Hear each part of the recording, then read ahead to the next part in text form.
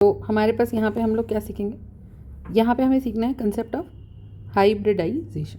ठीक है, now in this concept of hybridization देखो होता क्या है। In the concept of hybridization हम बेसिकली बात करते किसकी हैं, हम बात करते हैं कि यार अगर मेरे पास, ठीक है, अगर मेरे पास कोई एटम है ना, और एटम में हम हाइब्रिडाइज कर दें किसी को, तो हाइब्रिडाइज करने का मतलब क्या है, टू मेक सेम, है ना, टू मेक सेम।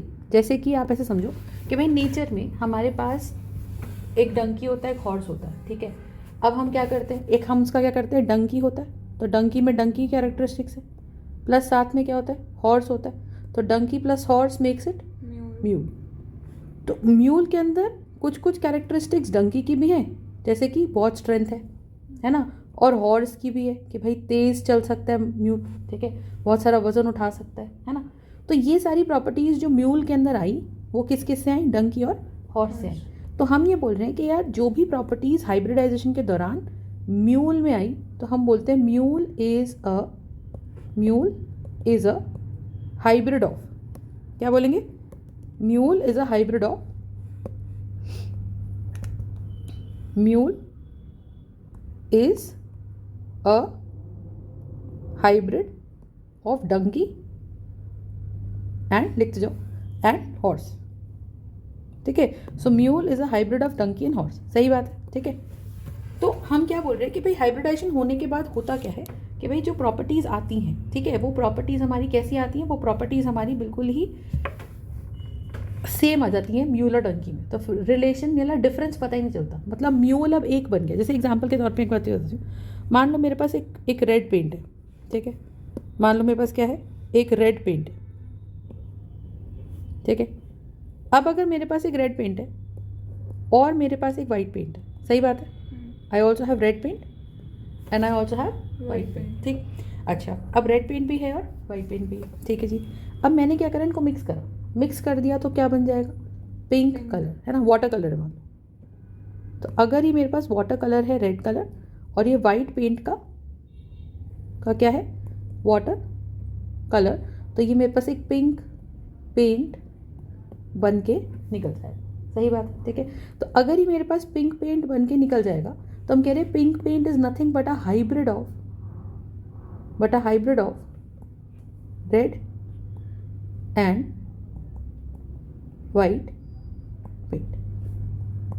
समझ में आ रही बात, ठीक है। तो आप ये चीज़ समझो कि जब हम रेड पेंट की बात कर रहे हैं और जब हम वाइट पेंट की बात कर रहे हैं, ठीक है, तो हमारे पास क्या बन के निकल रहा है, पिंक पेंट बन के निकल रहा है। अब इसमें देखो, मान लो मेरे पास 1-1 लीटर के एक डब्बा है रेड पेंट का, है ना, और मेरे पास 1-1 लीटर के 3 डब्बे हैं वाइट पेंट के, सही बात है। मेरे पास 1-1 लीटर का डब्बे कितने के हैं, 1 लीटर, हाँ। तो क्या चीज़ है, मेरे पास 1-1 लीटर के डब्बे जो हैं वो है 3 लीटर, 1 लीटर 1 लीटर 1 लीटर। तो ये मेरे पास क्या है, ये मेरे पास है वाइट पेंट।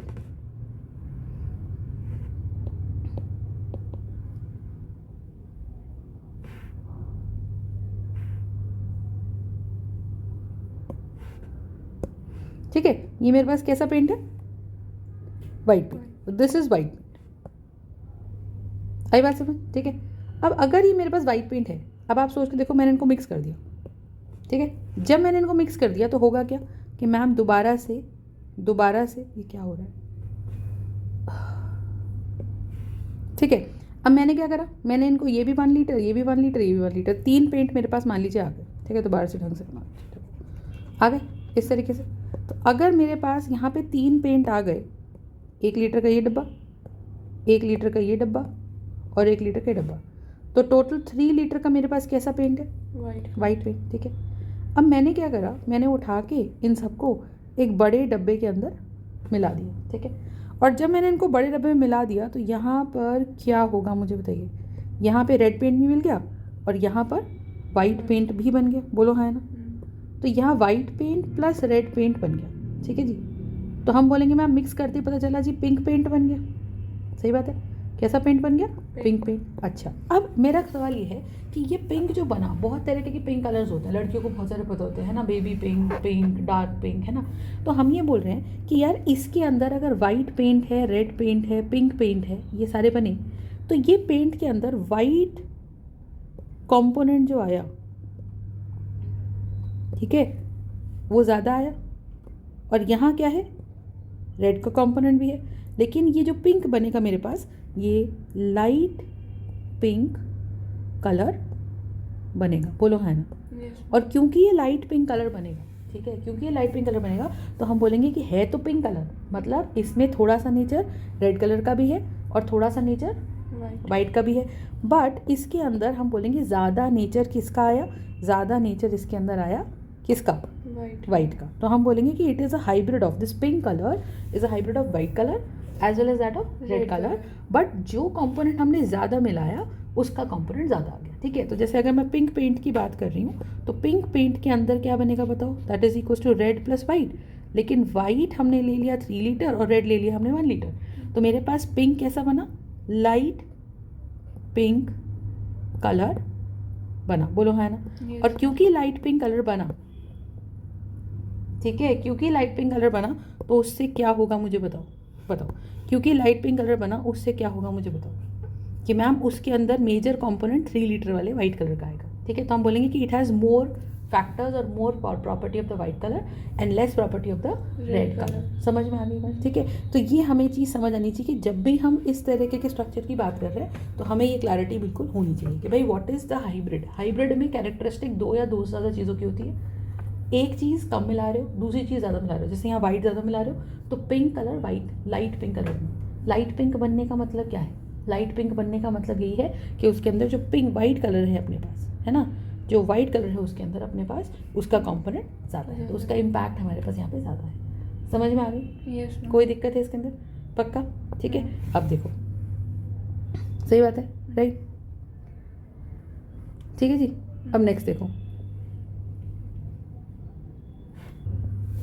अब देखो, तो यही काम जो होता है, यही हाइब्रिडाइजेशन जो हमारे पास आती है, ठीक है, यही हाइब्रिडाइजेशन जो हमारे पास आती है, द सेम हाइब्रिडाइजेशन कॉन्सेप्ट जो है, ठीक है, the same hybridization concept is applied to whom, it is applied to the orbitals, to the orbitals of an atom, ठीक है।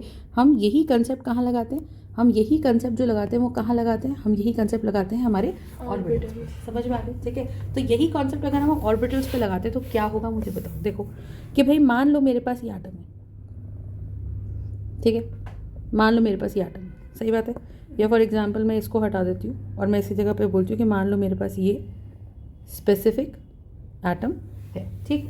इस एटम के अंदर सेंटर में हम क्या बनाते हैं, सेंटर में हम बनाते हैं अपना न्यूक्लियस, बोलो हाँ है ना, ठीक है।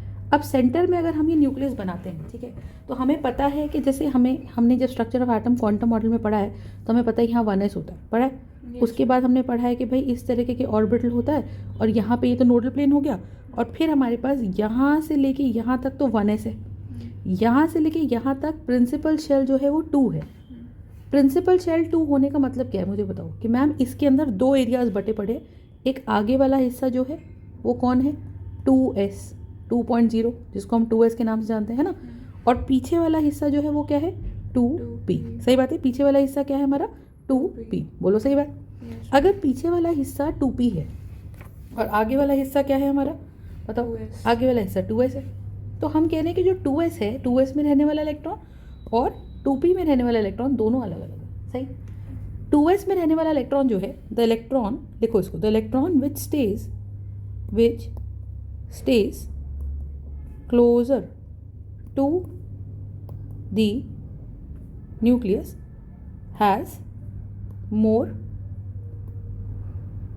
attractive force। सही बात है, Yes, ma'am. ठीक है। सो जो इलेक्ट्रॉन न्यूक्लियस के पास रहता है उस पर अट्रैक्टिव फोर्स ज़्यादा है, सही बात है, और जो इलेक्ट्रॉन दूर रहता है उस पर अट्रैक्टिव फोर्स कम है, सही बात है। तो 2 इलेक्ट्रॉन न्यूक्लियस के पास रहता है उस पर अट्रैक्शन ज़्यादा है, एंड द इलेक्ट्रॉन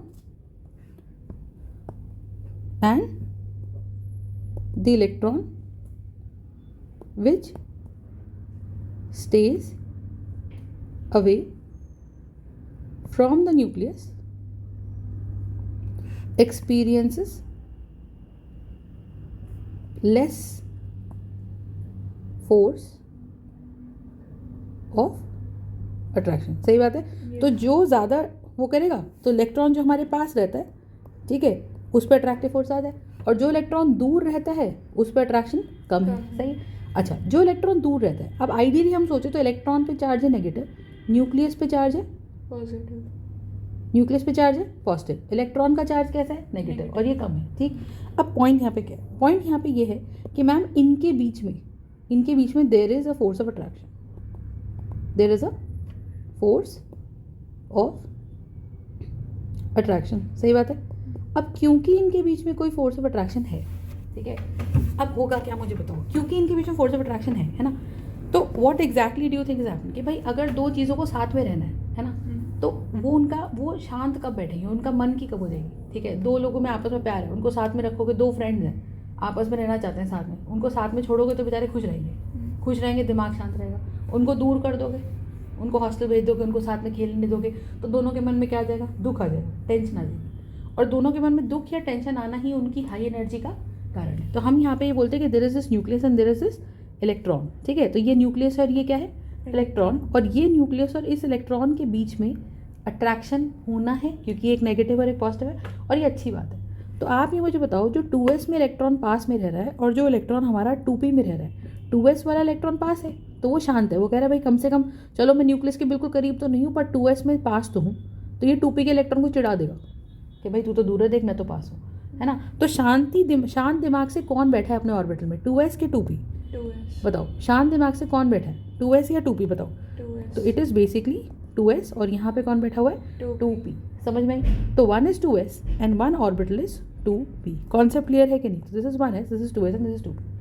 तो हम ये बोल रहे हैं कि मेरे पास यहाँ 1s है, यहाँ 2s है, और यहाँ पर 2p है। 2s का इलेक्ट्रॉन पास है, 2p का इलेक्ट्रॉन दूर है। ठीक। तो अगर 1s का इलेक्ट्रॉन पास है और 2p का इलेक्ट्रॉन दूर है, तो हम कह रहे हैं 1s का जो इलेक्ट्रॉन है, जो 2s का इलेक्ट्रॉन है, इट इज एक्सपीरियंसिंग, 2s का electron is experiencing more force of attraction. सही बात है। और जो दूर है वो 2p का इलेक्ट्रॉन है, उस पर अट्रैक्शन कम है। तो दुख किस में ज़्यादा है? 2s वाले इलेक्ट्रॉन में टेंशन ज़्यादा है, एनर्जी ज़्यादा है, या 2p वाले में एनर्जी ज़्यादा है? कौन? 2p वाले में, है ना। तो हम बोलेंगे कि 2p वाले की एनर्जी ज़्यादा है। अब हमने एक चीज़ पढ़ी है कि अगर यार 2p के अंदर, 2p वाले में हमारे पास क्या क्या फेजेस हैं मुझे बताओ। एक हमारे पास है 2px, ठीक है, एक हमारे पास क्या है? 2py, 2pz, 2py, और एक हमारे पास क्या है? 2pz। सही बात है। तो 1 we have 2px, 1 we have 2py and 1 we have 2pz। सही। अगर मेरे पास एक 2px है और एक मेरे पास 2py है और एक मेरे पास 2pz है, ठीक है, तो क्या होगा मुझे बताओ? This is going to be 2px, this going to be 2py and this going to be 2pz। Concept clear? तो अगर 2px, 2py, 2pz है, 3 इलेक्ट्रॉन्स हैं, तो आप सोच के देखो, अगर हम देखें तो चाहे अब न्यूक्लियस से सेम दूरी पे एक इलेक्ट्रॉन यहाँ है, न्यूक्लियस से सेम दूरी पे एक इलेक्ट्रॉन यहाँ है, न्यूक्लियस से सेम दूरी पे एक इलेक्ट्रॉन यहाँ है। सही। तो we will have an electron here and we will have an electron here and we will also have an electron here. सही। तो एक इलेक्ट्रॉन इधर है, एक इधर है और एक इधर है। इसका क्या मतलब है मुझे बताओ? इसका मतलब सिंपल है कि मैम एक इलेक्ट्रॉन यहाँ, एक इलेक्ट्रॉन यहाँ और एक इलेक्ट्रॉन यहाँ, तीनों की भले ही डायरेक्शन अलग है। 1 is 2px, 1 is 2py and 1 is 2pz, है ना। तो डायरेक्शन अलग अलग है। एक इलेक्ट्रॉन मेरा x ऑर्बिटल में रह रहा है, एक इलेक्ट्रॉन मेरा y में रह रहा है, और एक इलेक्ट्रॉन मेरा z में रह रहा है। सही बात। तो इलेक्ट्रॉन x y z में रह रहा है। अब क्योंकि इलेक्ट्रॉन x y z में रह रहा है, लेकिन तीनों का डिस्टेंस अलग अलग डायरेक्शन में सेम है। देखो, ये वाला इलेक्ट्रॉन भी, जो x वाला इलेक्ट्रॉन है वो भी 5 सेंटीमीटर की दूरी पे, जो y वाला इलेक्ट्रॉन है वो भी 5 सेंटीमीटर की दूरी पे। लेट अस सपोज कर रहे हैं हम, ठीक है, सपोज कर रहे हैं।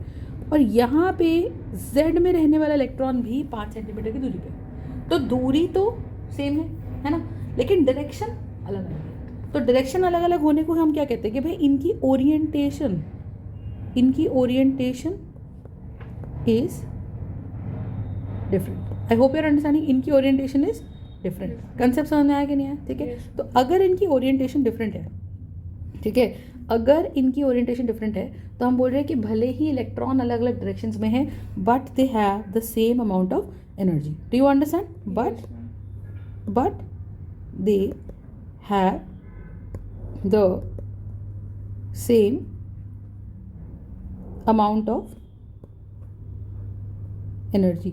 Are you understanding a point? ठीक है। So they would have the same amount of energy. समझ में आ गई? ठीक है। एनर्जी सेम है, लेकिन 2s में जो इलेक्ट्रॉन घूम रहे हैं, सोच के देखो, जो 2s के इलेक्ट्रॉन्स हैं उनका क्या हाल है, जो 2s के इलेक्ट्रॉन्स हैं वो कैसे हैं, दे आर क्लोजर, है ना, तो वो क्लोजर है तो उनकी एनर्जी कम है। समझ में आई इतनी बात? Yes, ma'am. कोई दिक्कत इसके अंदर तो बताओ, No, ma'am. पक्का? अब देखो होता क्या है, तो अभी हम अगर बात करें कि प्योर एस ऑर्बिटल क्या है, प्योर एस ऑर्बिटल क्या है, तो प्योर एस ऑर्बिटल का मतलब जो अपनी एस वाली जगह पे, ठीक है, मैं यहाँ पे एक एग्जांपल जो दे रही हूँ वो मैं किसका दे रही हूँ, वो 2s और 2p का दे रही हूँ, है ना। ऐसा 3s 3p में भी हो सकता है, ऐसा 3s 3p 3d में भी हो सकता है ना। तो हम बोल रहे हैं कि प्योर एस ऑर्बिटल्स का मतलब ही क्या है, देखो ध्यान से, देखो अगर मैं इसकी बात करूँ प्योर एस ऑर्बिटल्स का मतलब ही क्या है, बोल दूँ? देखो प्योर एस का मतलब कि भाई मैम मेरे पास क्या है, ध्यान से देखना, मैं ना बॉक्सेस की टर्म से बना रही हूँ, ये एटम, ये न्यूक्लियस है, न्यूक्लियस के अंदर यहाँ पे क्या है, 2s है, और यहाँ पे क्या है, 3 इस तरह से ऑर्बिटल्स हैं, ठीक है। इस तरह से हमारे पास क्या है, एक मेरे पास ये 2pz है, ये मान लीजिए 2py है, और इस तरह से यहाँ पे मान लीजिए 2px है और ये 2s है। ये तो बात समझ में आती है कि भाई मेरे पास जो हमारा जो 2s है वो क्लोजर है ना, और जो 2px है, 2py है और 2pz है, इनकी दूरी न्यूक्लियस से बिल्कुल सेम है ना, इनकी दूरी न्यूक्लियस से बिल्कुल सेम है। पर अब क्या होगा, दूरी तो सेम है ना, बट होगा क्या, एक 2s है, एक 2px है, एक 2py है, एक 2pz है, दूरी तो सेम है, तो एक पास है और एक दूर है, बोलो हाँ ना। Yes, ma'am. Now what do you think is gonna happen, ठीक है, बोलते हैं।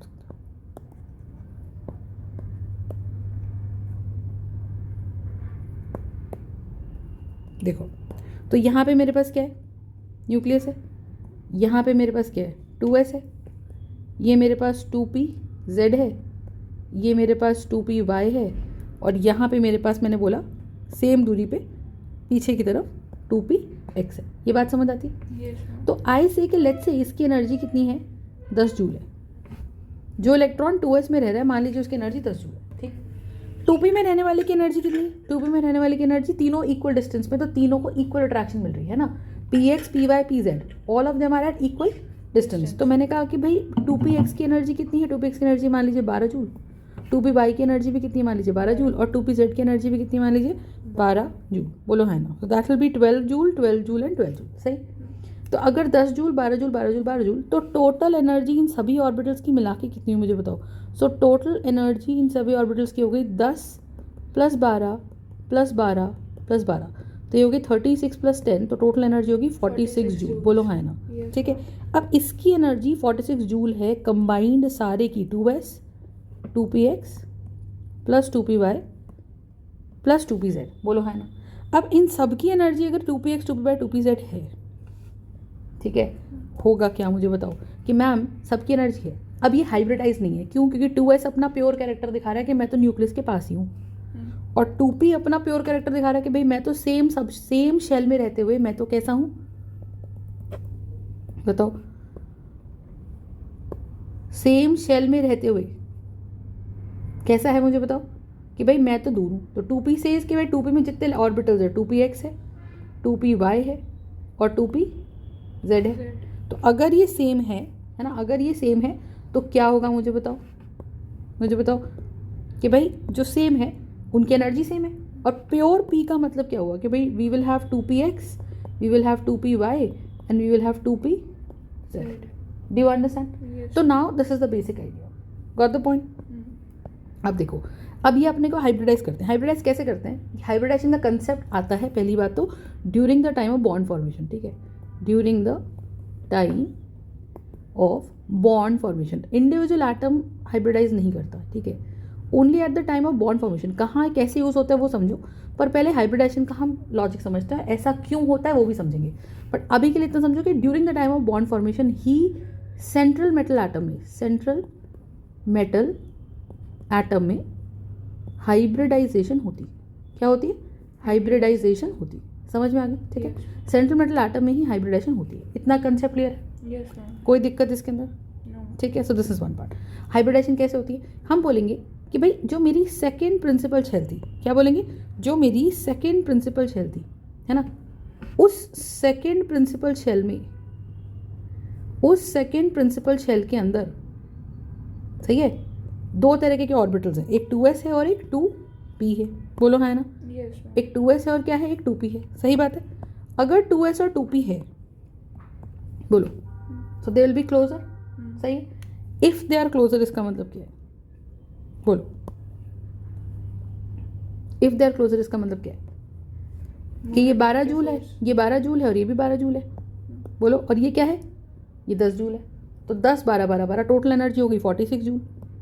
अब ये क्या करते हैं, 2s कहता है जी मैं ऐसा करता हूँ, हम दोनों को अपना नेचर सेम करना है, तो रेड थोड़ा सा वाइट का कैरेक्टर ले रहा था, वाइट थोड़ा सा रेड का कैरेक्टर ले रहा था, तो s कहता है देखो p का कैरेक्टर है दूर होना, तो मैं ऐसा करता हूँ थोड़ा सा दूर हो जाता हूँ, तो 2s थोड़ा सा दूर चलने की शुरू करता है, ठीक है, एनर्जी मिलती है इसको during the time of bond formation, इसलिए करता है। और जो p है वो कहता है चलो मैं थोड़ा सा पास आ जाता हूँ, ठीक है, थोड़ा सा मैं पास आ जाता हूँ, तो 2s ने क्या करा, थोड़ा दूर गया, और 2p ने क्या किया, थोड़ा सा पास आया। अच्छा एक बात समझो, जब 2s दूर गया तो भाई इसकी एनर्जी तो बढ़ी, हो सकता है इसकी यहाँ पे जब ये पहुँच जाए, जब ये इस जगह पे पहुँच जाए ब्लू वाली जगह पे, तो 2s की एनर्जी दूर होने पे थोड़ी सी 10 से ज़्यादा बढ़ जाए, और जो 2p पास आ रहे, मान लो वो भी पास आ रहे, बोलो, तो they are also coming closer, सही है। तो if they are coming closer इसका मतलब क्या है कि they are also coming closer, that means इसकी एनर्जी 12 12 12 से घट के कितनी हो जाए, तो ये बढ़ के 10 से बढ़ जाए और 2p की 12 से थोड़ी सी घट जाए। पर एक चीज़ है, दैट एनर्जी रिमेन्स कंजर्व्ड, ठीक है, एनर्जी रिमेन्स कंजर्व, कि एनर्जी कंजर्व रहेगी। और अगर एनर्जी कंजर्व रहेगी इसका मतलब क्या है कि अगर पहले 2s की एनर्जी 10 थी और इसकी 12 12 12 जोड़ जाड़ के 46 जूल बनी, तो अब जब चारों ऑर्बिटल्स 2s 2p के एक ही डिस्टेंस पे आ गए, तो 46 डिवाइडेड बाई 4 कितना बनेगा मुझे बताओ, 11 पॉइंट कितना 5, 11.5 है ना। यानी कि जो हमारे पास ये वाला ऑर्बिटल है 2s वाला, इसकी एनर्जी बढ़ के कितनी हो जाएगी 11.5 जूल्स, बोलो हाँ है ना। Yes. और इसकी एनर्जी घट के कितनी हो जाएगी 11.5 जूल्स, सब ने अपनी 11.5 जूल्स कर ली एनर्जी।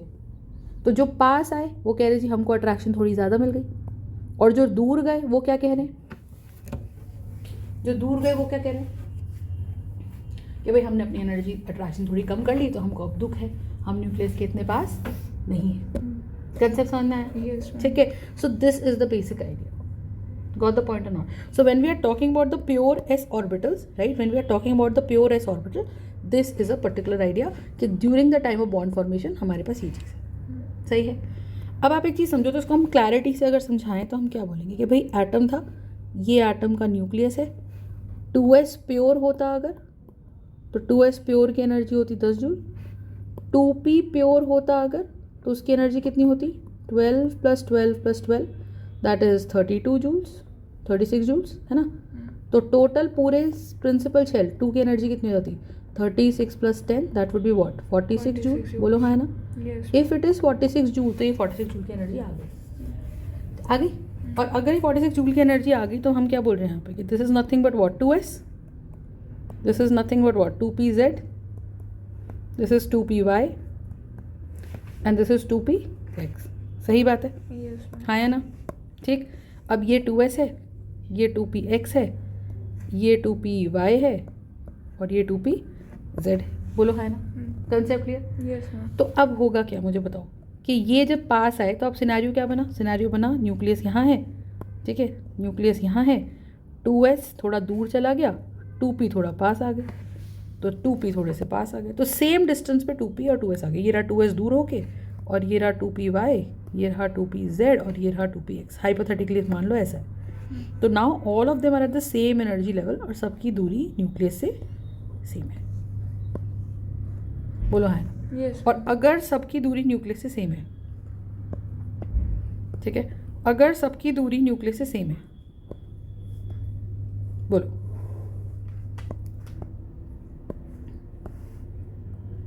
सही है। Yes, ma'am. तो अब हम क्या बोल रहे हैं कि सबकी एनर्जी कितनी होगी Same. 11.5 11.5 11.5 11.5, तो कितना हो जाएगा, ये फिर से 46 जूल ही हो जाएगा टोटल। और अब हम कह रहे हैं कि जो नया ऑर्बिटल बना ये वाला है ना, इसके अंदर s और p कैरेक्टर दोनों हैं, सही बात है। s कैरेक्टर, अच्छा एक चीज़ और देखो, अच्छा s की एनर्जी ना पहले 10 थी, एक एस की एनर्जी बढ़ के एक एस ऑर्बिटल की एनर्जी का क्या हाल हुआ देखो, एस ऑर्बिटल एक ही था, पी ऑर्बिटल 3 थे, तो एक एस ऑर्बिटल की एनर्जी 10 जूल से बढ़ के 11.5 हो गई, मतलब 1.5 एक्स्ट्रा ऐड हो गई, मतलब 1.5 एक्स्ट्रा ऐड हो गई, बोलो हाँ है ना। Yes ma'am. अच्छा, और जो हमारे पी ऑर्बिटल्स थे वो 3p ऑर्बिटल्स थे, वो 3p ऑर्बिटल्स से, बोलो हाँ है ना, सही बात है। तो इसका मतलब एक की एनर्जी जो 12 जूल थी वो घट के कितनी हो गई 11.5 जूल, तो 12 जूल से घट के कितनी हो गई 11.5 जूल, बोलो हाँ है ना, हुई कि नहीं हुई। Yes ma'am. तो माय पॉइंट हियर इज कि this is 11.5 joule, so 12 joule से घट के इतनी इतनी इतनी हो गई, बोलो हाँ है ना। Now the idea is what, कि भाई मैम अगर मैं एक पी ऑर्बिटल की बात करूं, उसकी एनर्जी 12 से घट के 11.5 है, घटाव जो आ रहा है वो सिर्फ कितने का आ रहा है 0.5 जूल का आ रहा है, और जो एस ऑर्बिटल है उसका क्या हाल हो रहा है कि मैम उसकी एनर्जी 10 जूल से बढ़ के 11.5 जूल हो गई, बोलो है ना। Yes. तो इसकी एनर्जी बढ़ के 10 जूल से 11.5 हो गई, और इसकी एनर्जी जो है वो 12 से घट के कितनी हो गई 11.5। तो एक पी ऑर्बिटल की एनर्जी में एक पी ऑर्बिटल की एनर्जी घटी क्यों, क्योंकि वो न्यूक्लियस के पास आया, और एक एस ऑर्बिटल की एनर्जी बढ़ी क्यों, क्योंकि वो न्यूक्लियस से दूर गया। अच्छा क्या बताओ, एक पी ऑर्बिटल ने अपनी एनर्जी घटाई सिर्फ 0.5 से, और एक एस ऑर्बिटल ने अपनी एनर्जी बढ़ाई किस लिए 1.5 से। तो किसने ज़्यादा कॉम्प्रोमाइज़ किया, एस ज़्यादा दूर गया कि पी ज़्यादा पास आया, एस दूर गया। एस ज़्यादा दूर गया, तो एस की एनर्जी 1.5 से बढ़ गई। तो इसका मतलब अगर मैं बोल रही हूँ कि मेरे पास पी आगे आया 1 सेंटीमीटर से, तो एस पीछे की तरफ गया 3 सेंटीमीटर से, सही बात है। तो आइडिया यहाँ पे क्या है, आइडिया ये है कि जब नया ऑर्बिटल बना तो हम कह रहे हैं जी वो तो हाइब्रिड है, वो तो हाइब्रिड है किस किस का, एस और पी का, isn't it? That is a hybrid of what? S and P, right? One second. ठीक है, तो इसका मतलब क्या हुआ मेरे पास, इसका मतलब सिंपल ये हुआ कि मैम जो कॉम्प्रोमाइज़ किया दूर जाने का वो किसने ज़्यादा कॉम्प्रोमाइज़ किया, एस ने, और किसने कम कॉम्प्रोमाइज़ किया, पी ने, है ना। तो किसकी एनर्जी ज़्यादा बढ़ी, एस की। तो जब मैं बोल रही हूँ देखो ऐसे, अब जब मैं बोल रही हूँ तो मैं अब इस सिनेरियो पे आ गई कि भाई मेरे पास है क्या, मेरे पास यहाँ पर वी विल हैव दिस, ठीक है। तो मेरे पास यहाँ पे होगा क्या, मुझे बताओ, मेरे पास यहाँ पे होगा ये,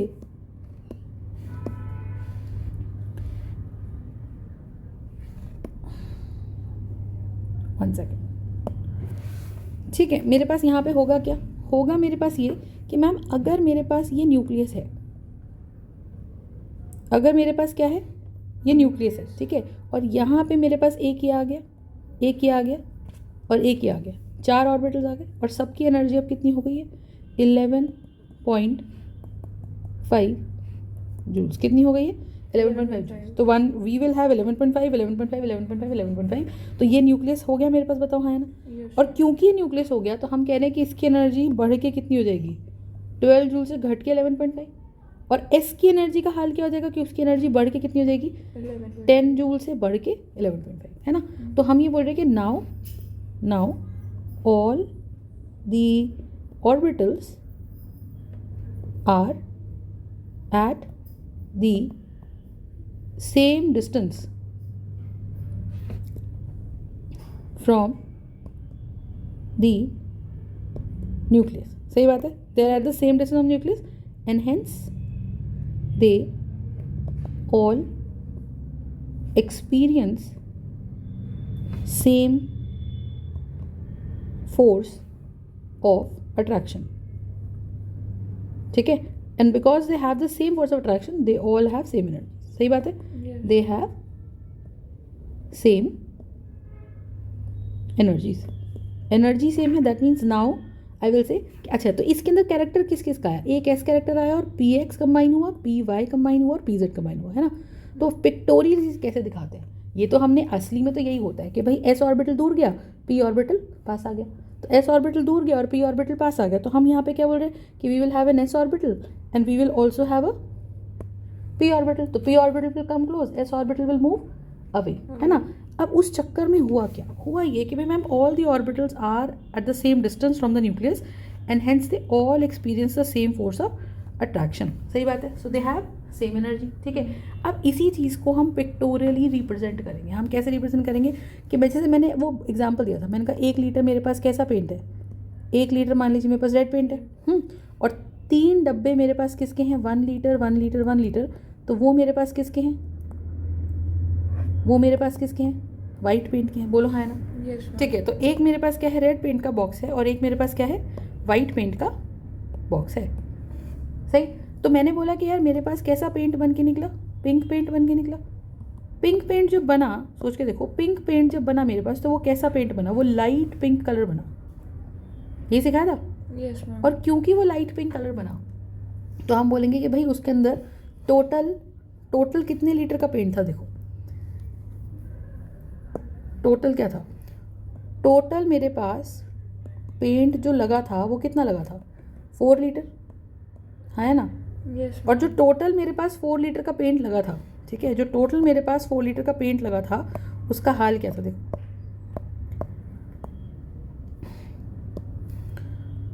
टोटल पेंट जो लगा था वो 4 लीटर का लगा था, सही। अब अगर वो 4 लीटर का पेंट लगा था, ठीक है, तो उसमें से 1 लीटर पेंट किसका था, उसमें से 3 लीटर पेंट वाइट का था, और 1 लीटर पेंट किसका था, Red, ma'am. रेड का था। बोलो है ना। Yes, ma'am. तो वी हैड 1 लीटर रेड का पेंट एंड 3 लीटर वाइट का पेंट, सही। तो मैं बोल रही हूँ कि अगर मेरे पास 4 लीटर पेंट बना, तो कितना परसेंटेज रेड का आया, percentage of red colour, percentage of red colour क्या है, 1 out of 4 into 100, so it will be 25%. 25%। और परसेंटेज ऑफ वाइट कलर जो आया वो क्या आया, 75. So that shall be 3 over 4 into 100, so that shall be 75%। समझ में आ गया। तो हम ऐसा कहेंगे कि जो ये मेरे पास पिंक पेंट बना परसेंटेज वाइज, जो मेरे पास यहाँ पर पिंक पेंट बना है ना, परसेंटेज वाइज उसको हम बोलेंगे कि भाई it will have 25% red and 75% White. White. Logic समझा। Yes, ma'am. So you will have 25% red and 75% White. White paint बना। तो इसको हम ऐसे भी बोल सकते हैं कि 1 आउट ऑफ 4 कैसा है, White. वाइट है, और 3 out of 1 out of 4 red है, Red. और 3 आउट ऑफ 4 क्या है, White. वाइट है। बोलो हाँ है ना, Yes, ma'am. कंसेप्ट क्लियर है, ठीक है। So this is the idea. तो we will have this total paint, total pink, ये पेंट का कॉन्सेप्ट हो गया। बोलो है ना। Yes. अब अगर हम यहीं पे इसकी बात करें, तो ये जो पूरा हमने पढ़ा, अब इसी को हम ऑर्बिटल्स पे लगाते हैं। तो ऑर्बिटल्स पे जब लगाते हैं तो क्या होगा मुझे बताओ कि मैम मेरे पास क्या हुआ, एक ऑर्बिटल ऐसा हुआ, एक ऑर्बिटल ऐसा ऑर्बिटल हो गया। यहाँ मेरे पास क्या हो गया, we will have P X, ये मेरे पास कैसा है, पी जेड है, ठीक है। या मान लीजिए मेरे पास कैसा ऑर्बिटल है, पी एक्स ऑर्बिटल है। यहाँ मेरे पास ये कैसा ऑर्बिटल है मुझे बताओ, पी वाई ऑर्बिटल है ना। और इसी तरह से क्या करके हम कह रहे हैं जी मेरे पास ये, सॉरी, ये वाला मेरे पास पी जेड ऑर्बिटल है। बोलो, दिस इज पी जेड। और ये वाला ऑर्बिटल मेरा कैसा है, this is a P x orbital. तो ये 3 ऑर्बिटल्स ने नेचर सेम करा। अब ये जो हम पिक्टोरियल रिप्रेजेंटेशन दे रहे हैं ना भाई, ये पिक्टोरियल रिप्रेजेंटेशन दुनिया के लिए, ठीक है, क्योंकि दुनिया को एनर्जी नहीं समझ आती, तो उनको हम डायग्राम बना के दिखाते हैं। तो हमें अगर हमें क्या करना है, अगर हमको एक ड्राइंग बनानी है तो उसमें पिक्चर्स लगेंगी, है ना। आइडियली हाइब्रिडाइजेशन का मतलब क्या होता है कि सभी ऑर्बिटल जो पास थे और जो दूर थे, दूर वाले पास आ गए, पास वाले दूर चले गए न्यूक्लियस से, और ये मेंटेन करा कि अब सबको बराबर अट्रैक्शन मिलेगी। तो सारे ऑर्बिटल्स न्यूक्लियस के पास आ गए और सबकी एनर्जी कैसी हो गई, बिल्कुल सेम हो गई। और क्योंकि सबकी एनर्जी सेम हो गई, है ना, क्योंकि सबकी एनर्जी सेम हो गई, तो क्या होगा मुझे बताओ, क्योंकि सबकी एनर्जी सेम हो गई, then what is going to happen कि मैम अब हम दिखाएंगे कि सब ने, इसमें 1 पार्ट ऑफ एस कैरेक्टर है और 3 पार्ट ऑफ पी कैरेक्टर। सही बात है, we will have 1 part of S character and 3 parts of P character. ये मिले। Yes. तो एक बार बताओ, 1 litre red paint, 3 litre White. White paint. तो मैं ऐसा कर सकती थी ना कि टोटल लीटर कितना बना, 4 पेंट, 4 लीटर। अच्छा एक बात बताओ, छोटे छोटे डब्बे थे, 1 लीटर रेड पेंट, और मेरे पास बना 1 लीटर, 2 लीटर, 3 लीटर, 1 लीटर के 3 डब्बे वाइट पेंट से। क्रीम कलर से दिखा रही हूँ, समझ आ जाए। तो टोटल पेंट बना कितना मेरे पास? टोटल पेंट बना मेरे पास 4 litres pink paint,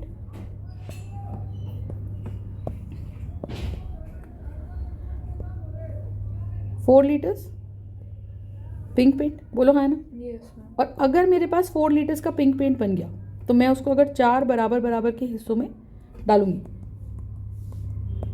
4 litre, 1 litre ये, 1 लीटर ये, 1 लीटर ये और 1 लीटर ये, तो टोटल बन गया मेरे पास कितना? 4 लीटर, बोलो हाँ ना। Yes, ma'am. अगर टोटल 4 लीटर बना तो उसको मैंने चारों डब्बों में डाला तो मेरे पास 4 ही तो डब्बे भर गए वापस से। तो जितने लीटर पेंट मिलाओगे उतना ही लीटर पेंट बन के निकल जाएगा, है ना। जितना लीटर पेंट बनाओगे उतना ही लीटर पेंट बन के निकल जाएगा, सही। अच्छा, अगर उतना ही लीटर पेंट बन के निकल जाएगा इसका मतलब क्या है कि भाई मैम 4 लीटर पेंट बन के निकल गया और 4 डब्बों में आ गया। तो इसको अगर हम रिप्रेजेंट करें किस तरीके से कि भाई अगर मेरे पास क्या हाल हो रहा है, हाल ये हो रहा है कि मैम 4 ऑर्बिटल मिक्स कर रहे हैं, तो 4 ऑर्बिटल मिक्स कर रहे हैं तो हमारे पास होगा क्या, मुझे बताओ। 4 ऑर्बिटल अगर मिक्स कर रहे हैं तो हमारे पास होगा क्या कि मैम 4 ही नए ऑर्बिटल्स बनेंगे जिसके अंदर सेम एनर्जी होगी। तो हम कहते हैं अगर एनर्जी सेम है तो उनकी शेप भी सेम होनी चाहिए, विच मीन्स वॉट कि we will have an S orbital 1 part and P orbital से कितने पार्ट है? 3 पार्ट है, सही है। तो हमारे पास यहाँ पे क्या हो जाएगा, वी विल हैव एक ऑर्बिटल ये, एक ऑर्बिटल ये, एक ऑर्बिटल ये, एक ऑर्बिटल ये। इसको ऐसे समझो कि एस ऑर्बिटल जब इसके एक लोब में घुसा, एक लोब ऊपर है पी का, ये एस ऑर्बिटल का लोब है, तो ऐसे सोच के देखो जब ये एस इसके अंदर घुसा तो ये लोब मोटा हो गया और ये वाला लोब छोटा हो गया। तो इस तरह से हम ऐसे रिप्रेजेंट करते हैं कि this is a hybridized, this is a hybrid orbital, this is the shape of the hybrid orbital. समझ में आ गई? This is the shape of the hybrid orbital. तो हाइब्रिड ऑर्बिटल का हाल क्या है? वन बिग लोब, है ना, और एक क्या है? 1 स्मॉल लोब, सही है। तो एक क्या है? 1 big lobe and 1 small lobe. Logic समझ में आ गया? ठीक है। तो we will have what? We will have a hybrid orbital which will have 1 big lobe and we will also have 1 small lobe. Logic समझ में आया कि नहीं है? बताओ, ठीक बात है। तो अगर एक बिग लोब है और एक स्मॉल लोब है तो इसका मतलब क्या है? ठीक है, this is the P character. Concept clear है कि नहीं हुआ? Yes. तो अब मैं बोलूँगी कि अब इसका कैरेक्टर क्या है, इस हाइब्रिड ऑर्बिटल का कॉम्पोजिशन क्या है। मैं बोलूँगी 1 एस ऑर्बिटल मिल रहा है ना, और 3 पी ऑर्बिटल्स ये मिलके अपना नेचर सेम कर रहे हैं, तो हेंस ये हो गया sp3 ऑर्बिटल, बोलो हाँ। ठीक है, क्या हो गया? sp3 orbital. तो ये जो नंबर ऊपर की तरफ लिखा जाता है ये, इसको बोलते हैं हाइब्रिडाइजेशन इंडेक्स। क्या बोलते हैं? हाइब्रिडाइजेशन।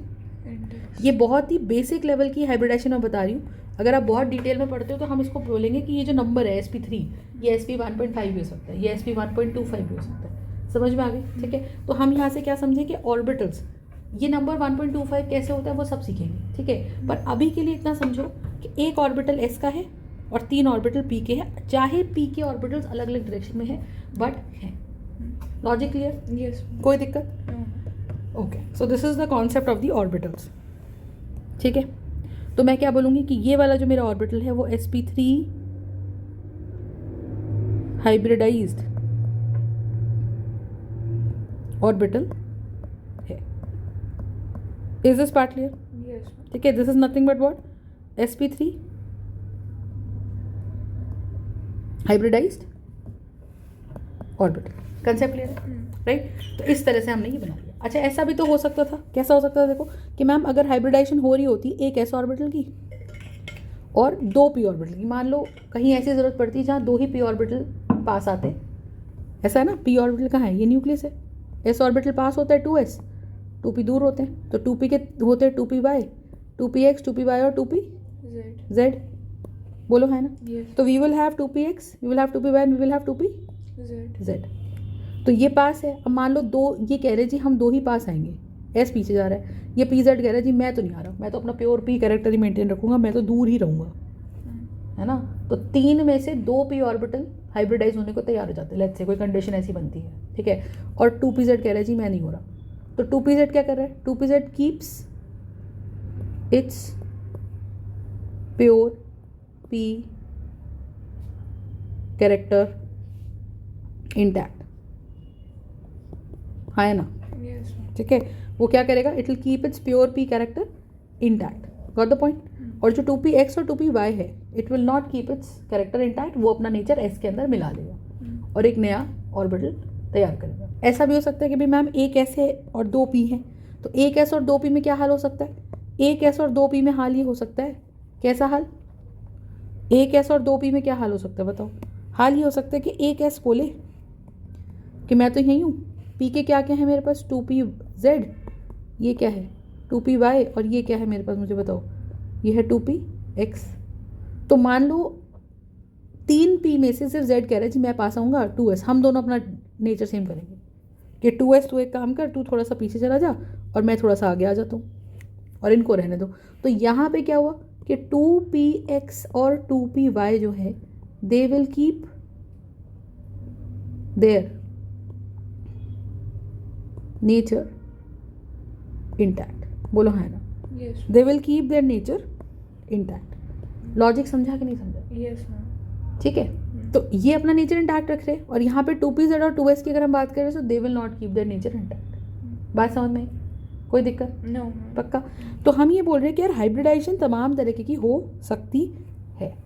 ठीक है. हाइब्रिडाइजेशन कितने तरीके की हो सकती है? तमाम तरीके की हो सकती है. तो अगर हम इसको रिप्रेजेंट करें तो हम क्या करेंगे कि भाई मेरे पास s और सिर्फ एक pz ओवरलैप कर गया, तो this is 2pz and this is s. बोलो है ना? Yes. एक s है और एक 2pz है, तो इनको जोड़ा. बोलो. Yes. तो जब एक s और एक 2pz हमने जोड़ा तो मेरे पास क्या बने? 2p ऑर्बिटल्स बने, बड़ा लोब छोटा लोब.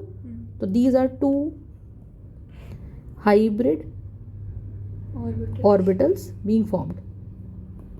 अच्छा, इनका टाइप क्या है? Being formed. सही बात है. अच्छा, इनका टाइप क्या है मुझे बताओ? इनका टाइप इज sp हाइब्रिडाइज्ड. इनका टाइप इज sp हाइब्रिडाइज्ड. क्यों? क्योंकि इसके अंदर एक s orbital, 1s and 1p. अच्छा, s ऑर्बिटल तो होता ही है क्या ना? 2s. नंबर किसका मैटर करता है? p का. 2px 2py 2pz 3 होते हैं. तो 3p में से कितने p नेचर सेम करने को तैयार होगा? एक. एक. तो हम वो नंबर यहाँ लिखते हैं, sp1 कह सकते हो या सिंपल sp हाइब्रिडाइज कह सकते हो. सही बात है. Yes, ma'am. अच्छा, ऐसे ही देखो यहाँ पे अगर मैं कह रही हूँ मेरे पास, तो दिस इज sp हाइब्रिडाइज. अच्छा, sp हाइब्रिडाइज में एक चीज़ और दिखा लो. sp हाइब्रिडाइज के अंदर जब हम ये बात करते हैं तो हमने कहा कि भाई परसेंटेज ऑफ s कैरेक्टर कितना हो गया? तो परसेंटेज ऑफ s कैरेक्टर हो गया 1 आउट ऑफ 2 इंटू 100.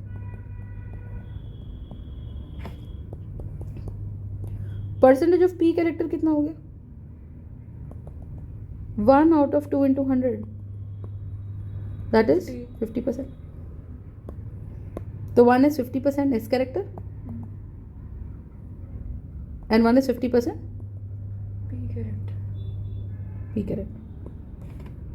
सही बात है. Yes. तो 1 is 50% s character and 1 is 50% p P character. Character. Logic समझा कि नहीं समझा? Got the point. Yes, ma'am. ठीक है. अच्छा, नेक्स्ट देखो हमारे पास. अब हमारे पास अगर क्या आ जाता है, मेरे पास एक s कैरेक्टर आ जाता है और एक मेरे पास p z plus P Y, 2 आ गए. तो 3 ऑर्बिटल्स मिक्स करें.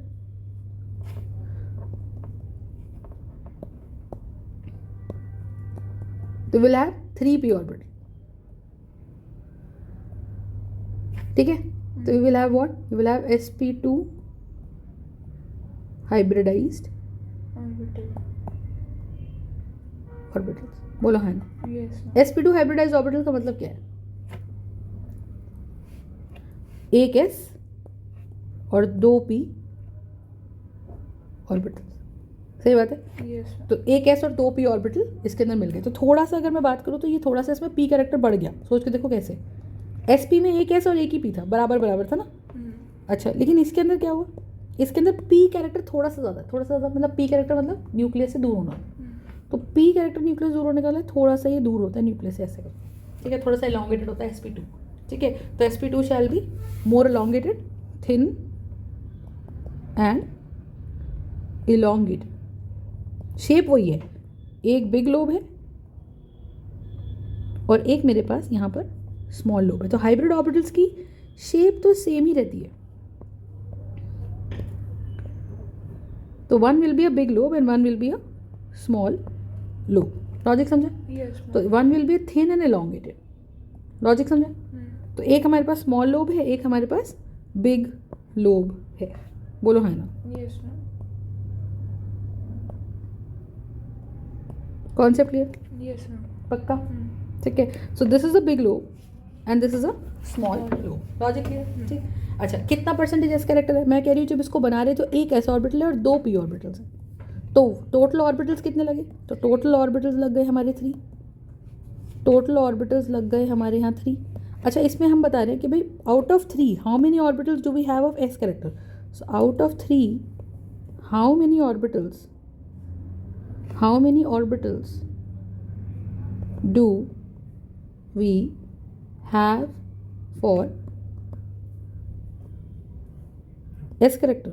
बताओ कितने ऑर्बिटल्स हमारे हैं? 1. ठीक है. तो अगर out of 3 we have how many characters of S character? 1. तो 1 आउट ऑफ 3 इंटू 100 ये मेरा आ जाएगा परसेंटेज एस कैरेक्टर. ठीक है. So this is going to be 33.3%. Logic समझा? This is going to be what? This is going to be 33.3%.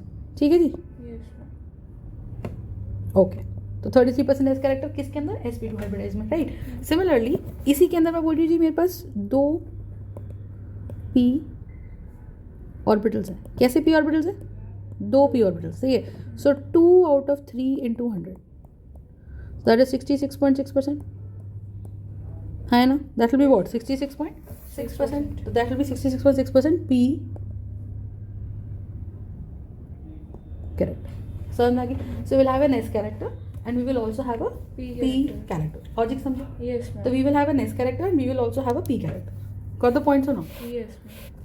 पक्का? Hmm. ठीक है. अच्छा, तो sp2 हाइब्रिडाइज का लॉजिक समझ आया? तो अगर मैं आपसे ऐसे पूछूं कि हाइब्रिडाइजेशन इंडेक्स क्या है? What is the value of hybridization index for sp2 hybridization? तो आपको 2. पता है 2. जो p के ऊपर का नंबर है यही हाइब्रिडाइजेशन इंडेक्स है. Hmm. तो इन जनरल हमें ऐसे बोला जाएगा spi. आई से डिनोट करते हैं हाइब्रिडाइजेशन इंडेक्स को. तो ऐसा बोलेगा कि भाई बताओ आइडेंटिफाई आई फॉर और hybridization index for a hybridization in which P character है 66%. तो अपने को पता है 66% पी कैरेक्टर जो आता है वो sp2 में ही आता है. Yes. तो हमें सीधा सीधा आई की वैल्यू कितनी पता चल जाएगी? 2. समझ में आ गई? Hmm. कोई दिक्कत? No. पक्का? ठीक है. नेक्स्ट देखो इसके अंदर.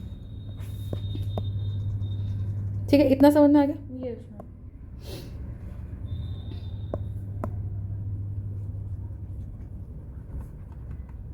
Got the point? Yes, ma'am. अच्छा, इसके अंदर बात करते हैं. इतना क्लियर है? तो दिस इज sp2. राइट. ऐसे ही हम अगर बात करें sp हाइब्रिडाइजेशन की, sp3 की,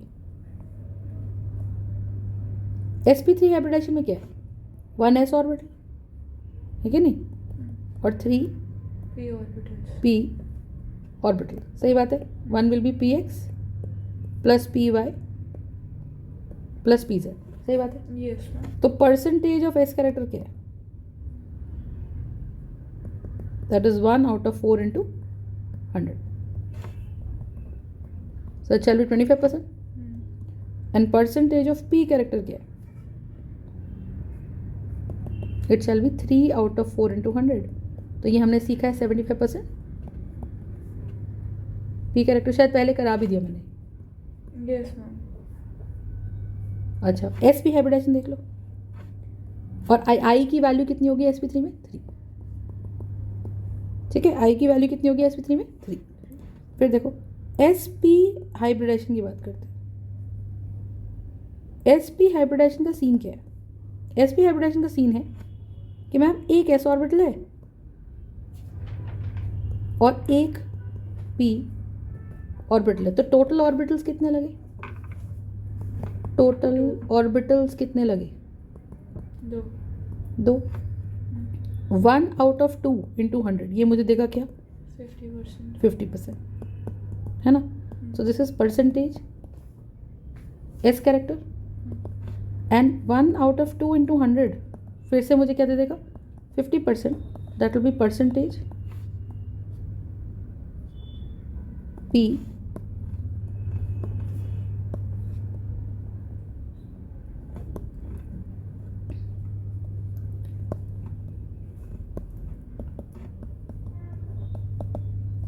Got the point? So we will have a percentage S character and we will also have a percentage P P character. character.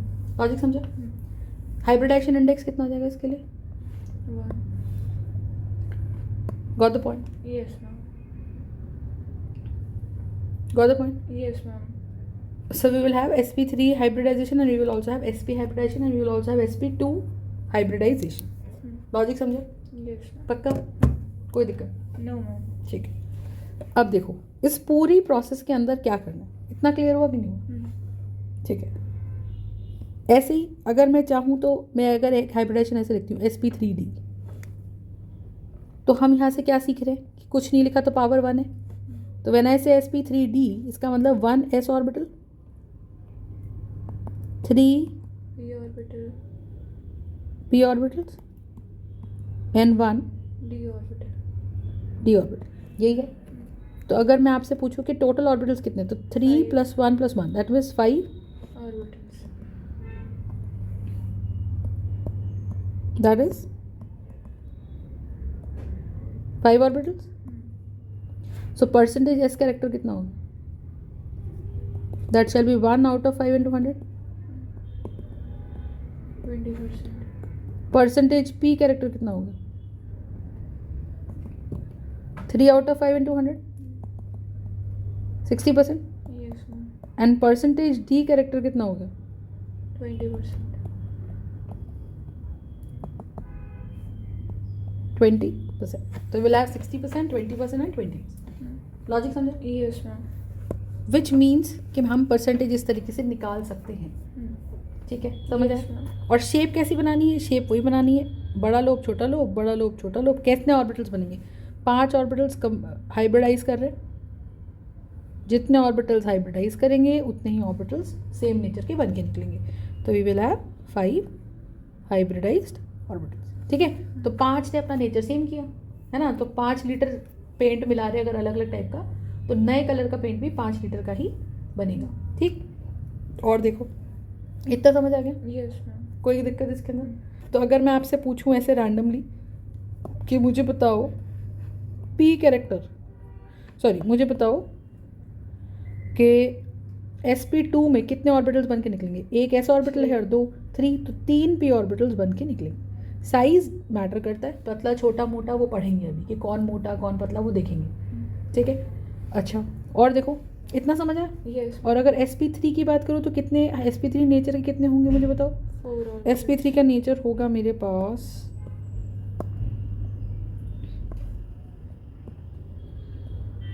1 2 3 और 4. Logic clear? तो we will have 4 orbitals of the type sp3. Logic clear? Yes, ma'am. कोई दिक्कत? No. तो we will have sp2 orbital nature का and we will also have sp3 nature का orbital. बात समझ में आई कि नहीं? Yes, ma'am. पक्का? Yes. ठीक है. sp हाइब्रिडाइजेशन बोल रही हूँ. अगर sp हाइब्रिडाइजेशन, तो sp हाइब्रिडाइजेशन में कितने? एक ये और एक ये. Logic clear? Yes, ma'am. पक्का? So this is the idea. So we will have sp3d. Any doubts in this? No, ma'am. पक्का? ठीक है. अब आप एक चीज़ देखो, अब अगर हम इसकी बात कर रहे हैं तो we will have this part. Got the point? Yes, ma'am. कोई दिक्कत इसके अंदर? पक्का? ठीक है. अब यहाँ पे कहानी क्या है? कहानी ये है, हमें प्राइमरली किसे कंपेयर करना है? sp2 sp3 इन्हें कंपेयर करना है. sp की अगर मैं बात करूँ तो आपको देख के समझ आ रहा होगा कि भाई इसमें 50% एस कैरेक्टर है और 50% P character. 50% P P character है. अच्छा इसकी अगर हम बात करें sp2 के अंदर, तो इसके अंदर हम क्या बोल रहे हैं कि हमारे पास 33.3% एस कैरेक्टर है ना, 66. और 66.6% पी कैरेक्टर. सही है. अच्छा जी. अच्छा पी कैरेक्टर दिमाग में रखो. पी कैरेक्टर है क्या? न्यूक्लियस से दूर होना. अच्छा sp3 के अंदर अगर बात करें तो क्या बोलेंगे कि it will have 25% s character and 75% P character. P character. बोलो है ना? Yes. Yes. So the idea is कि will have 25% s character 75% p character. Concept clear. अब अगर ये चीज़ है, ठीक है, अब क्या होगा मुझे बताओ. ये है तो हम कह रहे हैं मैम धीरे धीरे sp3 के अंदर ना पी कैरेक्टर बढ़ता जा रहा है, मतलब न्यूक्लियस से दूर होता जा रहा है ना. और धीरे धीरे और देख लो एस कैरेक्टर कम हो रहा है. एस कैरेक्टर मतलब जैसे न्यूक्लियस के पास होना होता है, तो ऊपर से लेके नीचे देखिए तो sp में एस कैरेक्टर सबसे ज़्यादा है. एस कैरेक्टर का मतलब न्यूक्लियस के पास होना. तो अगर मैं ऐसा मानूँ कि यार इस लाइन पे मेरा न्यूक्लियस ही न्यूक्लियस है, पॉजिटिव चार्ज ही भरा बैठा है मान लो, तो एस कैरेक्टर सबसे ज़्यादा किस में होगा मुझे बताओ. ये जो ऑर्बिटल बना ऐसा हमारा हाइब्रिडाइज ऑर्बिटल एक ही बना है. तो इलेक्ट्रॉन देखो जब हम लोब बनाते हैं ना, ये लोब, ये कैसा लोब है, इट्स अ बिग लोब. और ये कैसा लोब है, इट्स अ स्मॉल लोब. बोलो है ना. Yes. तो one is a small lobe and one is a Big big lobe. ठीक है. तो जो स्मॉल लोब है और जो बिग लोब है, स्मॉल लोब क्या करेगा मुझे बताओ. स्मॉल लोब और बिग लोब में इलेक्ट्रॉन की डेंसिटी सबसे हाई कहाँ होती है. इलेक्ट्रॉन डेंसिटी पूरे लोब में होती है, लेकिन सबसे हाई डेंसिटी हमारी इस एरिया में होती है. लॉजिक समझा. तो इलेक्ट्रॉन की जो डेंसिटी है it is a part of this big lobe. तो हम बोलेंगे कि यहाँ पर electron density is maximum at this big lobe. तो ऑलमोस्ट इसके टुवर्ड्स दी एंड यहाँ पे हम डेंसिटी मानते हैं. ठीक है. तो अब ये मैंने ऑर्बिटल बनाया, एक ऑर्बिटल मैंने ये बनाया ब्लैक कलर से, और एक ऑर्बिटल मैंने ये बनाया रेड कलर से. बोलो है ना. Yes, ma'am. तो मुझे एक बात बताओ कि जो ब्लू है और जो रेड है और जो ये ब्लैक है, इसका सीन क्या है. इलेक्ट्रॉन्स यहाँ भी हैं और यहाँ भी हैं. तो सबसे ज़्यादा पी कैरेक्टर किस में है, sp3 में. सबसे ज़्यादा पी कैरेक्टर किस में है, sp3 में. बोलो है ना. Yes. अगर सबसे ज़्यादा पी कैरेक्टर sp3 में है तो क्या होगा मुझे बताओ.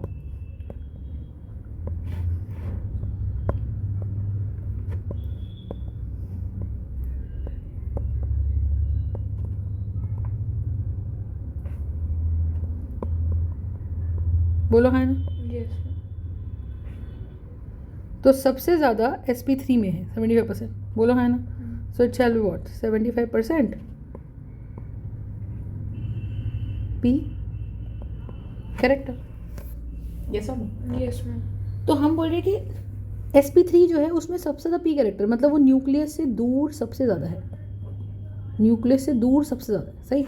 तो क्या मैं बोल दूँ कि सबसे दूर न्यूक्लियस तो ये ना सेंटर में यहाँ पे, तो न्यूक्लियस से सबसे दूर यहाँ पर कौन है, P character. हमारा पी कैरेक्टर. लॉजिक समझा कि नहीं समझा. Yes, ma'am. बोलो बताओ. सही बात है. So this is the idea. ठीक है जी. तो हम यहाँ पे क्या बोले मुझे बताओ. ये हम बोलेंगे कि भाई मेरे पास ये एस कैरेक्टर है, ये पी कैरेक्टर है और ये हमारा यहाँ पर डी कैरेक्टर है. Logic clear. Yes, ma'am. पक्का. तो ये वाला ऑर्बिटल जो रेड वाला है ये मेरा हो गया sp3 हाइब्रिडाइज ऑर्बिटल, जो ब्लैक वाला है वो हो गया sp2 हाइब्रिडाइज कैरेक्टर, और ये वाला कैरेक्टर जो है वो क्या हो गया sp character, sp hybridised orbital. तो sp हाइब्रिडाइज्ड ऑर्बिटल का मतलब ही क्या है कि मैम इसके अंदर एक s कैरेक्टर है और एक p कैरेक्टर है. Logic clear. sp2 में क्या है, एक s का कैरेक्टर है और दो p ऑर्बिटल्स ने मिल के अपना नेचर सेम किया है. ठीक है. ऐसे ही sp3 की बात करें तो एक s ऑर्बिटल और तीन p ऑर्बिटल्स ने अपना नेचर सेम किया है. तो अब हम ये याद रखें कि यार कौन सा p ऑर्बिटल न्यूक्लियस से सबसे दूर है, sp3. किसकी लेंथ सबसे ज़्यादा है, sp3. क्योंकि लेंथ हम जो नापते हैं वो हम किसकी नापेंगे, बड़े ऑर्बिटल की नापेंगे, और जो लेंथ हम नापेंगे वो किसकी नापेंगे, तो इसकी नापेंगे. ये लेंथ ओवरऑल एक एक्टिव लेंथ मानी जाएगी. ठीक है. क्योंकि मेजॉरिटी ऑफ इलेक्ट्रॉन डेंसिटी पूरे इस ऑर्बिटल में मिल रही है, पर हम कहते हैं जो फारदेस्ट ऑफ इलेक्ट्रॉन होता है वो ये होता है.